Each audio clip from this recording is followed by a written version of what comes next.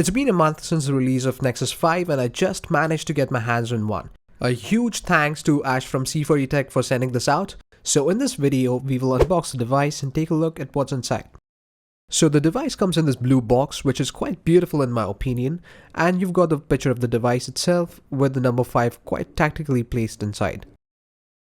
On the top, you have some basic information about the phone and the contents of the box. And on the back side, you have the Nexus 5 logo and a picture showing off the back panel of the phone. So let's not wait for any longer. I'm going to take the blue cover off from the box, and at the bottom you have these LG seals at both the ends, which I will cut through with my knife. And once you take the lid off, you will find the phone sitting right on the top. This is pretty much a standard with phone packaging these days. So this one is a 16 GB variant in white. It is quite lighter than I expected, but looks pretty neat though. Let's keep it aside just for a moment and take a look at the other contents of the box.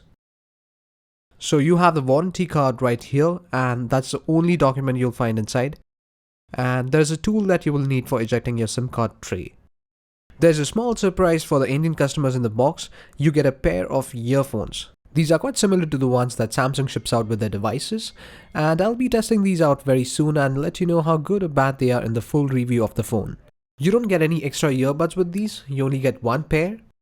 You have a button to receive calls with a mic right behind it and an L-shaped 3.5mm audio jack.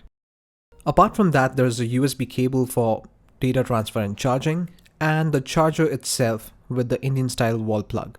So that's all there is. Let's keep the box aside and take a look at the device. So the phone looks quite premium and has a 4.9-inch IPS display. It's powered by the Krait 400 quad-core CPU clocked at 2.3 GHz, Adreno 330 GPU, and has 2 GB of RAM. So let's peel off the screen protector and the plastic from the sides. Note that the white version has glossy sides as compared to the black one.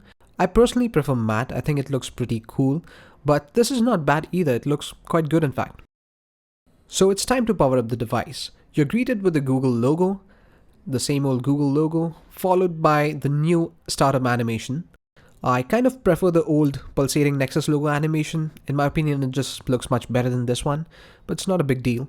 So it says welcome. You can select your language, and then you'll need to set up your Google account. I've already done that. So it's going to back up all your data, contacts and stuff. This may take some time. This phone belongs to Rishabh. Yes, that's my name. It says just a second. And you have a small intro of Google Now. I'll just hit next. And it is asking me whether I want Google Now. Yes, I want it. And then you get an info screen telling you that you can swipe left to access Google Now, or you can just say OK Google to start a voice search. Let's say OK.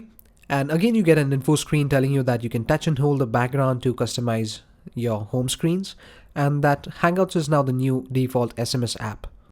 Let's say OK, and there you have the beautiful new Kitkat home screen. Gone are the days of Tron-inspired user interface. This is much flatter, much neater. We'll go in depth into all of these things in the full review. Let's go and take a look at the Android version animation. This is something I totally love doing with any new Android device that I get my hands on.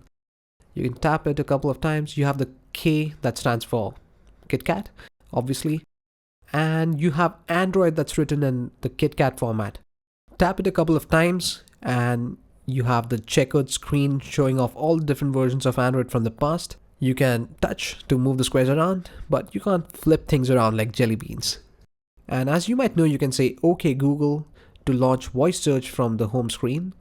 I think the touch response on this phone is the best that I have ever experienced on any Android device so far. This is what Project Butter should have been when it released initially, but Kitkat with the Nexus 5 delivers a really smooth user experience. So let's take a closer look at the device. On the top, you have the 1.3 megapixel front-facing camera, the earpiece in white, the 4.9-inch IPS display, LED indicator at the bottom, the bottom-firing stereo speakers, and the oddly placed upside-down micro USB connector. On the left, you have the volume rocker just like the Nexus 4. On the right, you have the power button and the SIM card tray right below that. On the top, you have the secondary noise cancellation microphone and the 3.5mm audio jack. On the back you have the 8 megapixel primary camera with the LED right below that, and the Nexus branding right in between, and the LG logo at the bottom. So this pretty much wraps up the video. I'll be doing a full review of this phone in a couple of days, so stay tuned for that. I'll be posting a link to that in the about section right below. And if you like this video, do share it with your friends on social media and give it a thumbs up. Also do subscribe to my channel, that way you'll be notified as soon as I upload a new video. And I'll see you next time. Have a good one.